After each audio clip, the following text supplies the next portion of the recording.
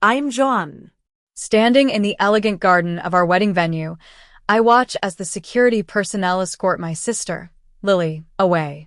She was trying to sneak in with black paint, intent on ruining my special day.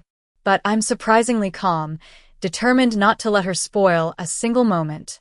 This wedding, though not what I originally planned, represents so much more than just a celebration of love. It's a symbol of my newfound strength and the courage to stand up for myself. It all started at the most exclusive restaurant in Elmwood. My fiancé, Ryan, and I were celebrating our engagement, a moment that should have been filled with joy and anticipation. But then my mother, Mrs. Thompson, with that sickly sweet smile on her face, dropped a bombshell. "We decided to transfer your trust fund to Lily. She needs it more than you do right now," she announced, her voice cutting through the silence like a knife. I was stunned. That $52,000 was my money, a trust my grandmother had established for me. It was the foundation of our wedding plans and our dreams of a future home. Ryan, sensing my distress, reached for my hand under the table, his touch a small anchor in the storm that was raging inside me. I tried to protest, telling them that legally the money was mine.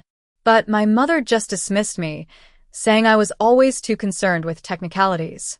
Memories of my grandmother's last words to me flooded back. She had given me that money for my future, to use wisely for education and the things that would bring me joy. I had done just that, using only enough to finish college with minimal debt and saving the rest for our future.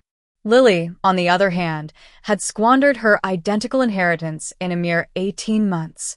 She had started a series of failed businesses, bought a luxury car that she crashed, and gone on extravagant trips with friends who disappeared when her money ran out. And now, my mother wanted me to give up my hard-earned savings for her latest venture. I told them that I had already allocated the money, that our venue deposit was due soon, and we had been planning this wedding for months.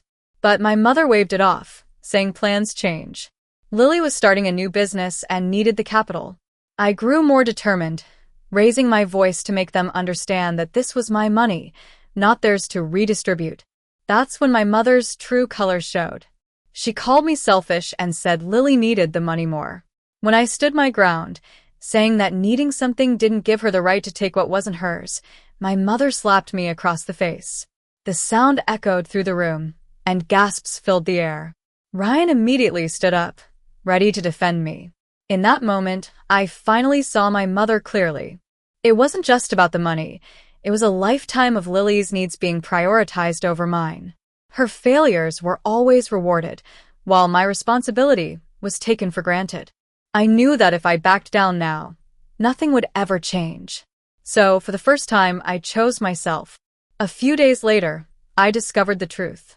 I found a police report detailing my mother's previous acts of violence, and an old email thread between my parents revealed that they had promised Lily my trust money months before, long before our engagement was even announced. It was clear that this was never about education restrictions.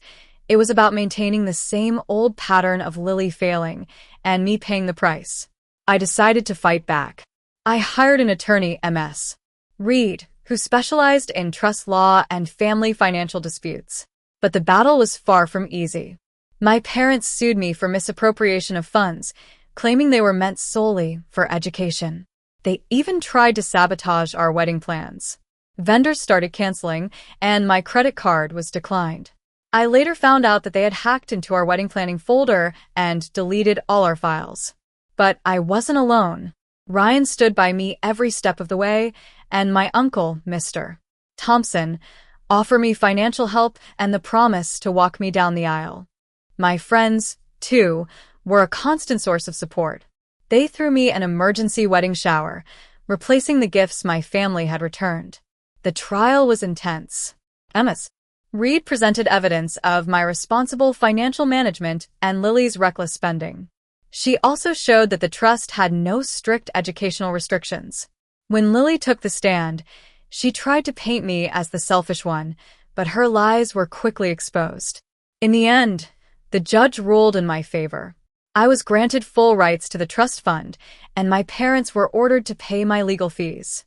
Outside the courtroom, Some relatives who had once believed my parents' side of the story apologized. I felt a sense of vindication, but also a sadness at the realization that my family had been so willing to sacrifice me for Lily. After the trial, my parents came to me, offering reconciliation. But it was just another attempt to get me to give money to Lily for her wedding. I showed them evidence of Lily's attempts to ruin our wedding and my credit. For the first time, my father seemed to question my mother's actions. As the wedding day arrived, I was filled with a sense of peace and certainty. I walked down the aisle on my uncle's arm, surrounded by friends and relatives who truly supported me. Ryan stood waiting for me, his smile lighting up his face. During our vows, he told me that I had taught him what true strength was. In the months that followed, our lives were filled with new beginnings. We started a support group for those dealing with family boundaries, and we established a scholarship fund for students in similar situations. When an invitation to Christmas dinner from my parents arrived, I didn't hesitate to recycle it. Instead, we hosted our own dinner, surrounded by the people who truly mattered. Looking back, I know that choosing to stand my ground was the right decision.